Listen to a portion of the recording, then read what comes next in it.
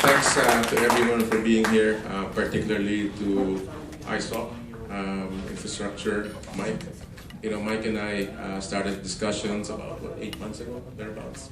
And I'm glad to see it come to fruition. He's also very successful in looking much better now than he did when he was running Mega. He's lost so much weight, it's impressive. Actually, I didn't recognize the guy. And of course, my first time to meet Suresh here in making this happen. As we all know, the challenge in this country is rolling out infrastructure. When I'm asked about quality of telco and capacities and all that, it's always the main reason that we have challenges is the ability to roll out. You know, while we are blessed as a beautiful country, we also have significant challenges based on our topography. Right? You've got mountains, rivers, seas to cross, and typically that alone, from a physical point of view, is already a big challenge.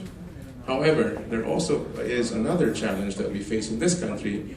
It is the regulatory framework with regard to permits. Right? And that permit issue is something that Globe has been dealing with for so many years now, since its inception. You know, the talk of 25 to 28 permits per tower is not a myth. So I hope, Mike, Suresh, you were told about that. You have 20 in Malaysia, so you're used to this, my friend.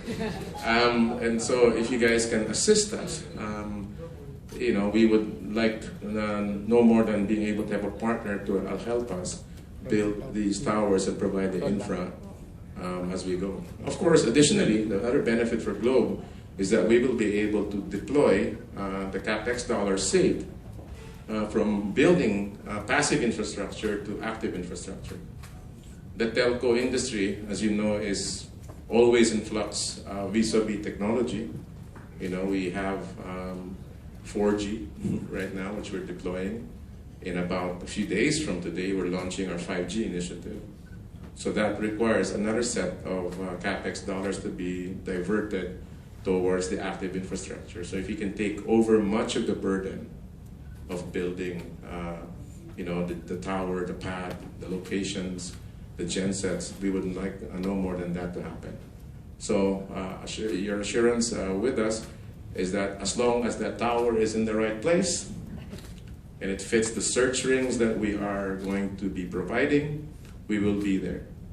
Sharing is not an issue. We have been an advocate of sharing for some time, whether it be indoor or outdoor sites, outdoor more in particular, we will be there to support this initiative. So I really look forward to working with the two companies and possibly even more. As Josel mentioned, it is 50,000 sites that we think will be needed. I think that number actually came from Mr. Henyo at some point when he was giving these talks about the inadequacy of Philippine infra. Our data traffic is growing and growing by leaps and bounds, and building capacity is incumbent upon us to continue to provide the right service for the Filipino public. So thank you very much.